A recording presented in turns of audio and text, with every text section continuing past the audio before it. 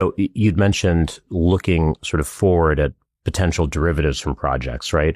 And one thing that I really see as being an example of that is the stuff that you're doing in the microbiome space, right? It's something that is going to take a while to mature indeed, but once it does, I think there's going to be an explosion of data, right? So tell the audience a little bit about what you've done in that space today, where it's sort of headed. Sure, sure. So part of the kind of impetus for this was looking at, so at Memorial Sloan Kettering, we took all the tumors, and I mentioned already, we did single cell RNA sequencing, bulk RNA sequencing, but then a lot of these meetings that we go to, some other investigators from other fields have, pointed out, well, there's a lot more interaction than just these cells, that there's actually not a sterile environment. There's all these microbiota that are part of it too.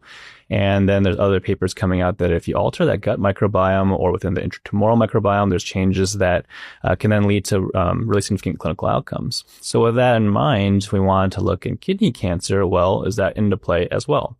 There's been several large studies looking at gut microbiome modulation for kidney cancer with clinical effects, but not really understanding the deeper mechanisms. So we thought, well, let's look deeper. Let's look actually in the tumors.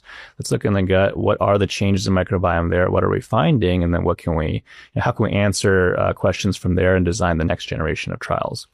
So what we're doing is looking at stool microbiome samples from patients who are undergoing kidney surgery. Then when the kidney is actually removed, we're taking samples from the tumor itself, different parts of the tumor itself, and also the regular normal kidney tissue, looking at what kind of different microbiome we find in the different parts of the tumor and outside, and then how that might have effect on tumorigenesis. That's awesome. And, I've seen this data before. And, the big challenge with these intratumoral microbiome studies is exactly what, many might expect, right? You have somebody in the lab who's trying to slice and dice a tissue, and whatever bacteria are sitting on that scalpel or the microtome or what have you, right? That may actually taint the specimen. You might actually have factors related to the environment. For instance, maybe you have some non-sterile conditions that you have present after you process the tissue that could affect things. How are you kind of controlling for that in your study? So we cut out a lot of those middleman steps. So originally when we wrote the protocol, people said, okay, so after it's all said and done, it's handed over, put it in a bucket, then pass the pathology, they sequence it and they do their thing, then you can have the tissue. And we said you can't do that because at that point it's way too contaminated. So we changed our protocol with agreement with pathology and everyone else in the department that once the specimen comes out, immediately a sterile TrueCut device is going to use to sample the tissue, flash frozen, and then sent off to the lab. So we cut out all those steps of handling where all the tissue can be contaminated.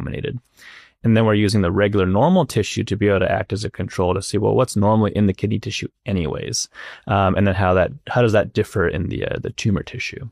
I think this project is coming exactly at the right time. So we have obviously a new president at City of Hope, Marcel Vandenbrink, who comes with a lot of great leadership experience, but also is just world renowned for his work in the microbiome space. And he brought with him from MD Anderson, somebody that I hope to get on this program soon, Rob Jank, who also is well reputed for the stuff that he's done with respect to the microbiome. So Rob set up this core facility over here that I think is going to have very unique capabilities to do some of this stuff with real finesse. So looking at the intratumoral microbiome, et cetera.